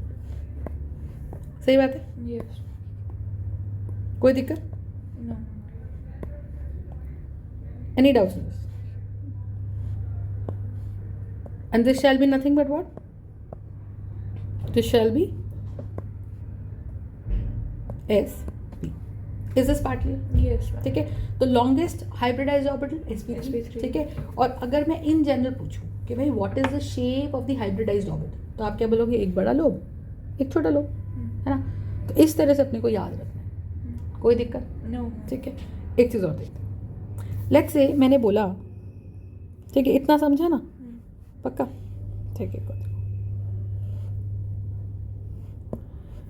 एक और देखो. अब हम यहाँ पे इसकी बात करते हैं. मान लो मैंने बोला sp3d करके कोई hybridize orbital,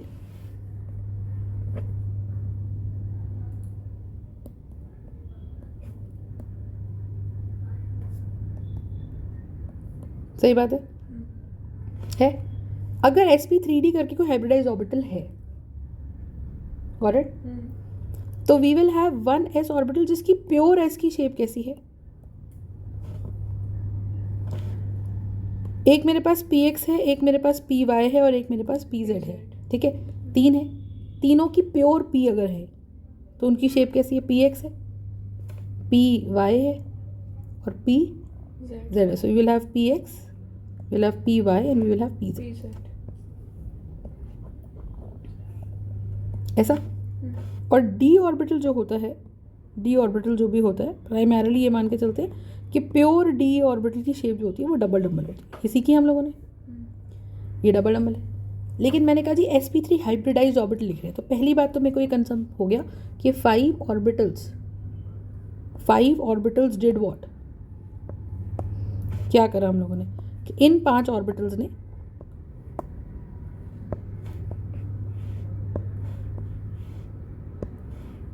these 5 orbitals made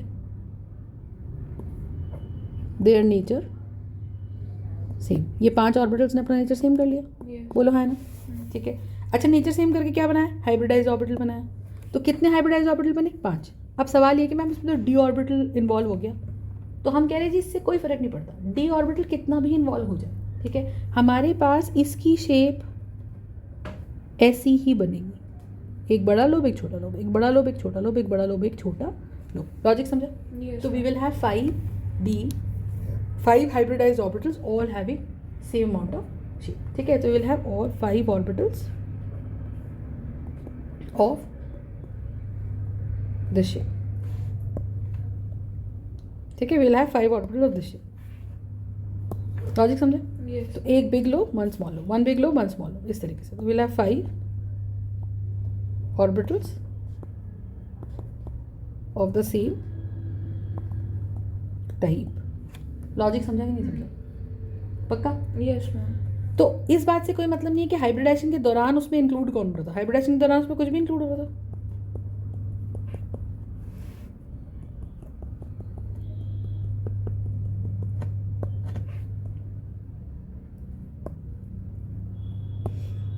logic clear है कि नहीं? Yes ma'am. पक्का? ठीक है। अब 5 डी ऑर्बिटल या 5 हाइब्रिडाइज ऑर्बिटल मैंने आपको अलग अलग बना के दिखाए, ठीक है।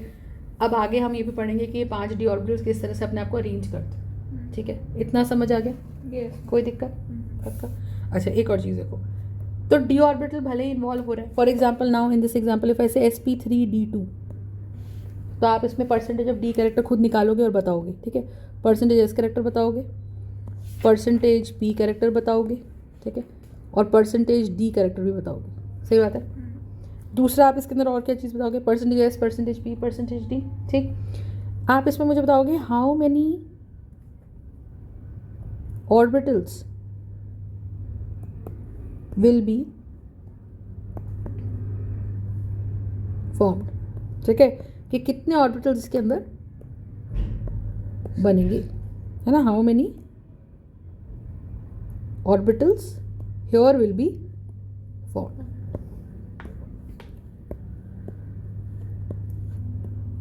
सही बात है। Yes ma'am. तो कितने बनेंगे मुझे बताओ? sp3d2, तो 2 ऑर्बिटल डी टाइप के, 3 ऑर्बिटल पी टाइप के, 1 ऑर्बिटल एस टाइप का। तो 1 + 3 + 2 टोटल ऑर्बिटल्स बन गए 6 ऑर्बिटल्स। ये इस बात का भी दिख रहा है कि 6 orbitals combined and 6 orbitals are formed. जो फॉर्म हुए वो किस टाइप के थे? वो हाइब्रिड टाइप के थे, है ना। जो फॉर्म हुए वो किस टाइप के थे? वो हाइब्रिड टाइप के थे। लॉजिक समझ में आया? Yes ma'am. वो hybrid type. Any doubts? No ma'am. तो we will have sp3d2 type के ऑर्बिटल, ठीक है।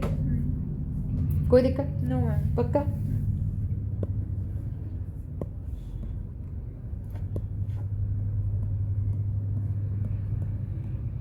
दिस इज द कॉन्सेप्ट, ठीक है। Yes ma'am. Now understand. अच्छा, इनकी शेप क्या बनेगी? हम कह रहे भले ही डी ऑर्बिटल इन्वॉल्व है, शेप कैसी बनेगी? बड़ा लोब छोटा लोब, बड़ा लोब छोटा लोब, बड़ा लोब छोटा लोब, बड़ा लोब छोटा लोब, बड़ा लोब छोटा लोब, एंड बड़ा लोब छोटा lobe. So you will have 6 orbitals being formed. Are you understanding? Yes. You will have 6 orbitals being formed.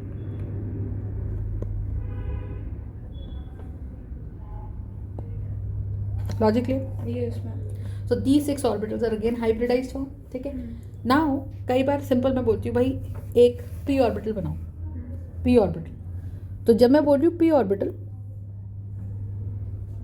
I mean hybridize p orbital. तो I would mean this. और अगर मैं बोलती हूँ this is p orbital, सही है. और अगर मैं बोलती हूँ sp2 orbital, sp2 hybridise orbital, तो ऐसा ऑर्बिटल. तो डिफरेंस क्या है? हम इसमें बोलेंगे डिफरेंस ये है कि इस दोनों के अंदर ही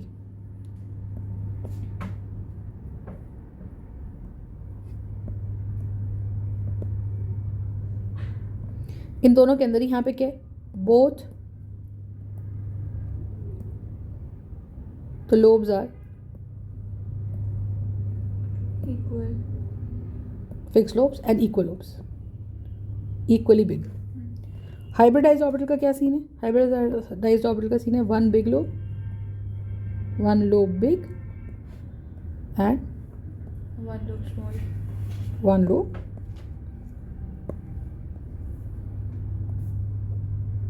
स्मॉल. बात समझ में आई? Yes, ma'am.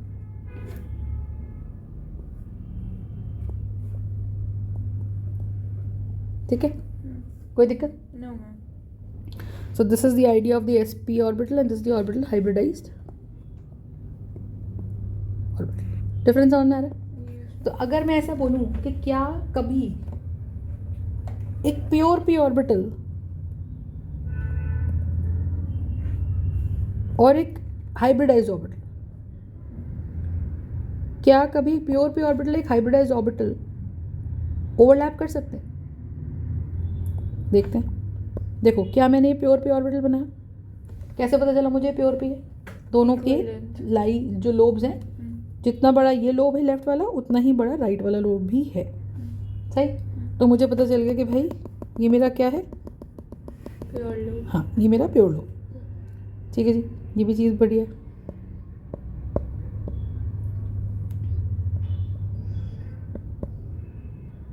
ठीक है, Yes, ma'am. ठीक है. अच्छा, प्लस इतना समझा? कोई दिक्कत? अच्छा, हाइब्रिडाइज ऑर्बिटल नहीं बना रहे, ये बड़ा लो भी छोटा लो. अच्छा एक देखो, ये जो मैं एक यहाँ सेंटर पे कौन है? ये गोला क्या है? डॉट क्या है? सेंटर में है न्यूक्लियस. यहाँ भी सेंटर में क्या है? Nucleus. न्यूक्लियस. तो मैंने क्या करा, मैंने ना एक एक्सिस बनाई. ये ऑरेंज लाइन बना रही हूँ मैं. इस ऑरेंज लाइन से क्या हुआ? ये जो ऑरेंज लाइन है इसको बोलते हैं इंटर न्यूक्लियर एक्सिस. क्या बोलेंगे? Inter nuclear axis. ठीक है. इंटर न्यूक्लियर एक्सिस का मतलब कि मैम इस एक्सिस ने हमारे लोब को, जो ये वाला लोब था ब्लू वाला, इसको 2 पार्ट्स में काट दिया, upper part and the lower part. इसको किस में काट दिया? Upper part, Lower. Lower part. सही. तो internuclear axis basically does what? It cuts the lobe in to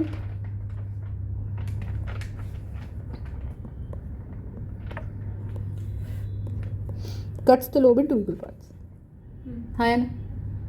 अच्छा, इसकी इंटरन्यूक्लियर एक्सिस बनाओ, ये ग्रीन वाली.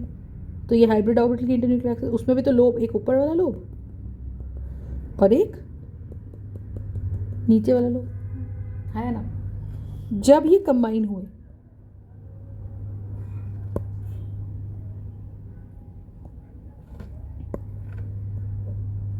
हुए? तो आप देखो एक ही इंटरन्यूक्लियर एक्सिस के अलॉन्ग हो गए, मतलब एक ही लाइन, ये सिंगल इंटर न्यूक्लियर एक्सिस जो है ना, this single inter nuclear axis जो है, this could easily cut both the orbitals, और ये कॉमन एरिया ऑफ ओवरलैप। तो हम कह सकते हैं कि इसको बोलते हैं head on overlap, head on overlap. Logic समझा? Yes. These are what? These are head on overlap. पढ़ना समझे? If these are head on overlap, इसका क्या मतलब मुझे बताओ, बोल। कि भाई मैम एक ही इंटरन्यूक्लियर एक्सिस ने इनके दोनों लोब्स को काट दिया, तो बॉन्ड कहाँ बना? जहाँ पे ओवरलैपिंग, समझा? Yes. This is head on overlap, ठीक है। और हम कहेंगे along the internuclear axis, this overlap is along the internuclear axis. तो पहला सवाल आपसे क्या पूछा जाता है? पहला सवाल आपसे पूछा जाता है व्हाट इज इंटरन्यूक्लियर एक्सिस। तो दिमाग में रखो इंटरन्यूक्लियर एक्सिस, अगर मैं ये कोई लाइन खींच दूँ ऐसे, तो ये जो लाइन मैंने बनाई, this line is not internuclear axis.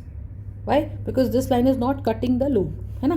तो ये वाली जो मेरे पास है, दिस लाइन वॉज नॉट, ये जो लाइन खींची was not the internuclear axis, ठीक है। कोई दिक्कत? Yes.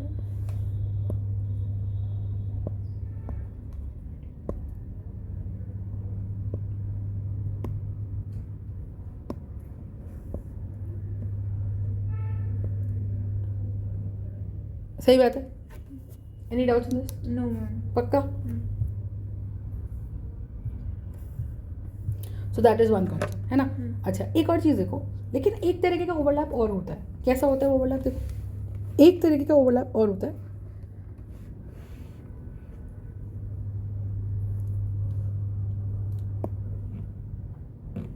एक तरीके का ओवरलैप जो होता है वो कैसा होता है? देखो, वो ओवरलैप हमारा ऐसा होता है कि भाई मैम अगर मेरे पास एक तरीके का ओवरलैप है,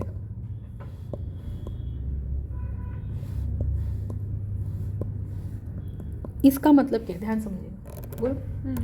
अगर मेरे पास एक तरीके का ओवरलैप है, उसमें दोनों प्योर 2 ऑर्बिटल्स हैं, and 2 orbitals both pure p orbitals, ठीक है। दोनों ऑर्बिटल्स कैसे? प्योर। Pure P. तो अब एक p ऑर्बिटल ये है, एक रेड वाला है, और ये ओवरलैप कर गए, और ये ओवरलैप कर गए, ये कॉमन एरिया ऑफ ओवरलैप है। तो इनको जो हम ओवरलैप कराते हैं, इसको बोलते हैं हम लोग लेटरल ओवरलैप। लेटरल ओवरलैप का मतलब I would say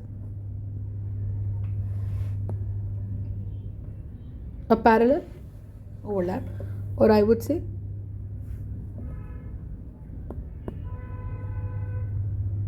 a sideways overlap। सही है? तो हम यहाँ पे क्या बोल रहे हैं? हम यहाँ पे ये बोल रहे हैं कि भाई मैम ऐसा देखते हैं, हमने करा क्या? हमने करा ये कि जब मैंने ये ब्लैक वाला ऑर्बिटल बनाया ना, तो तुम समझो इसकी इंटरन्यूक्लियर एक्सिस ये रेड वाली, जो न्यूक्लियस से भी पार कर गई, है ना। और इसके लोब्स को देखो ऐसे काटा आधे आधे में, इसके लोब्स को ऐसे काटा आधे आधे में,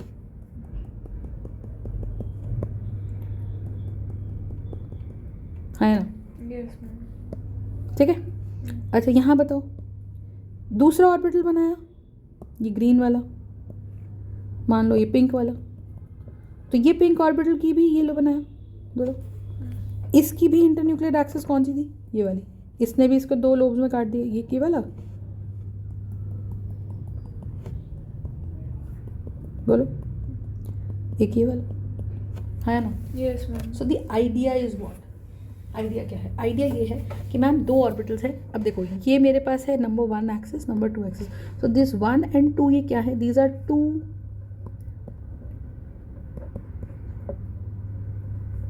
इंटरन्यूक्लियर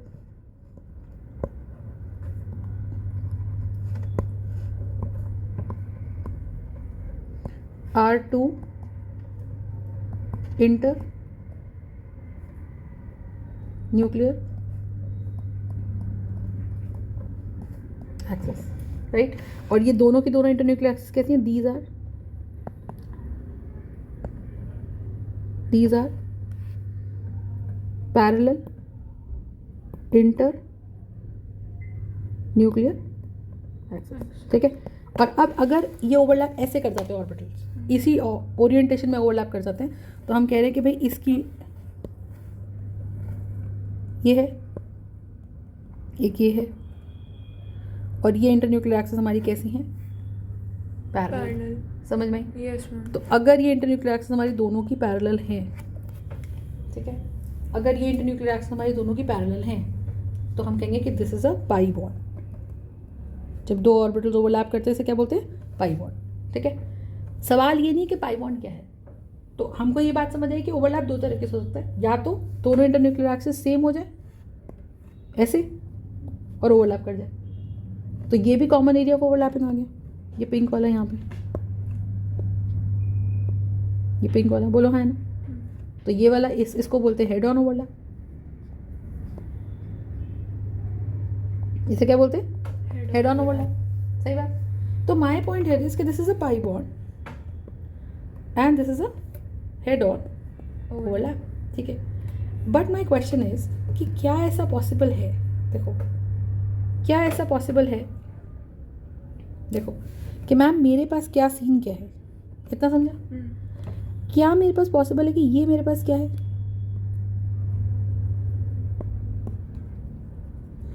कि ये मेरे पास एक पी ऑर्बिटल है, ये प्योर पी है, और एक मेरे पास ये जो है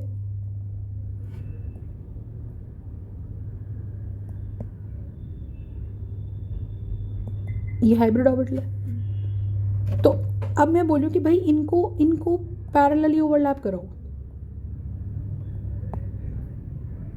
इनको पैरेलली ओवरलैप कराओ, कैसे कराओ, ये है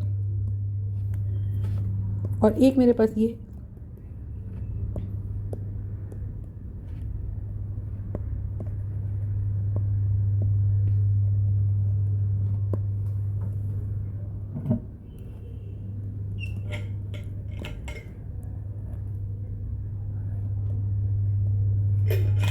सही बात। Yes ma'am. तो अब ऊपर वाला ओवरलैप तो हो जाएगा, पर नीचे वाला ओवरलैप पॉसिबल नहीं नहीं, ऐसा ना, यस मैम। ऊपर वाला पॉसिबल है, नीचे वाला पॉसिबल नहीं है। इसका मतलब हम कह रहे हैं कि मैम यहाँ पर pi bond formation is not possible, सही है। Yes ma'am. तो pi bond formation is not possible. क्यों pi bond formation is not possible, बताओ? क्योंकि नीचे वाला जो हाइब्रिड ऑर्बिटल है उसका नीचे वाला लोब स्मॉल लोब है और उसके अंदर ओवरलैपिंग पॉसिबल नहीं है। लॉजिक समझा कि नहीं समझा? Yes ma'am. पक्का? सो विच मीन्स व्हाट, कि हम यहाँ से एक कंक्लूजन ही निकाल के चलते हैं कि हाइब्रिड ऑर्बिटल्स डू नॉट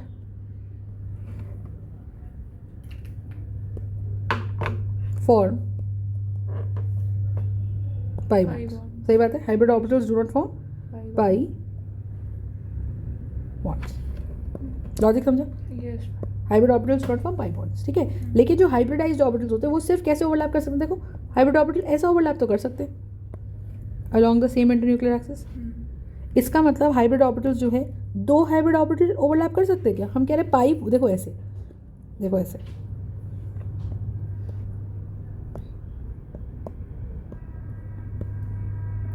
एक बड़ा लोब एक छोटा लोब, और यहाँ पे भी एक बड़ा लोब एक छोटा लोब, और ये ओवरलैप करते हैं, लेकिन नीचे वाले छोटे लोब नहीं ओवरलैप करते। तो ये वाले दो हाइब्रिड ऑर्बिटल भी, तो हम क्या लिखेंगे, लिखो इसको, तो हम लिखेंगे टू हाइब्रिड ऑर्बिटल्स लिखो, two hybrid orbitals can either combine along the head on fashion मतलब that is along same Internuclear axis. Inter nuclear axis. ठीक है. So two hybrid orbitals can either combine along the head-on fashion, that is along the same internuclear axis, or ठीक है. So two hybrid orbitals can combine along this. ठीक है. और one hybrid orbital can easily combine, कह लीजिए overlap, can easily combine or overlap with pure s orbital or pure p orbital. कैसे करेगा देखो, ये मान लो हाइब्रिडाइज्ड ऑर्बिटल है s के साथ, और ये मान लो हाइब्रिडाइज्ड ऑर्बिटल है p के साथ. कर सकता है. Yes, ma'am. So we can have this kind of structure. So we can have two hybrid orbitals. Either they can combine head-on fashion, or they can combine easily along the. They can easily overlap with pure s orbital, or they can easily combine with pure p orbital. Logic समझे? Yes, ma'am. कोई दिक्कत?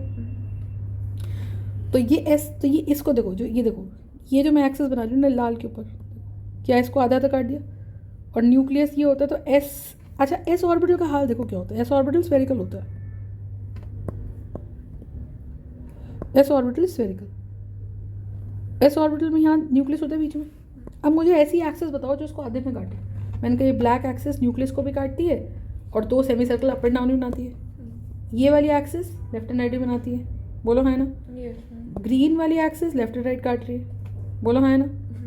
ये वाली access क्या करती है, ये काटती है, and so on. You understand. Yes, ma'am. तो होगा क्या मुझे बताओ, होगा क्या, बोलो. होगा ये कि भाई मेरे पास ये जो s ऑर्बिटल है,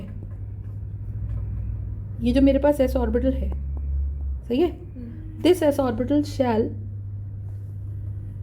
basically be cut by infinite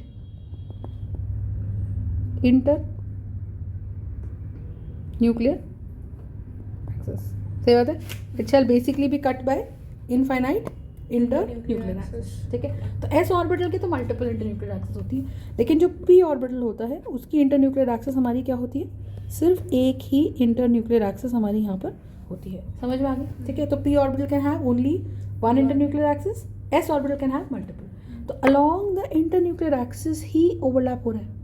तो ये ओवरलैप किस किस का है, this is hybridized, this is hybridized sp, and this is unhybridized,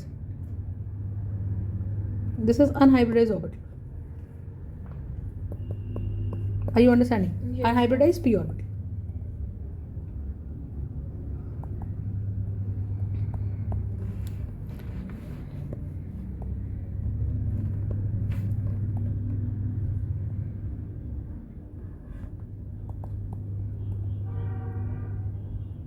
This is unhybridized p orbital. Logic समझा? पक्का? Yes, ma'am. So that is the concept. Idea समझ में आ गया. Yes, ठीक है. तो हमें इस तरीके से अंडरस्टैंडिंग होनी चाहिए कि hybrid orbitals will never combine with the hybrid orbitals parallelly. Hybrid orbitals will never form pi bond, they will never combine with unhybridised P orbitals parallelly. तो पाई बॉन्ड तो नहीं बन रहा, सिग्मा बॉन्ड बन जाए. ठीक है. दो पी ऑर्बिटल्स भी ओवरलैप कर सकते हैं.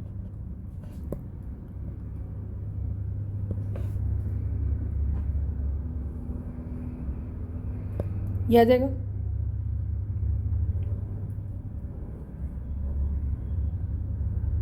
Got the point. Yes, ma'am. ठीक है. तो ये जो ओवरलैप रहा ये किसका रहा, टू हाइब्रिडाइज्ड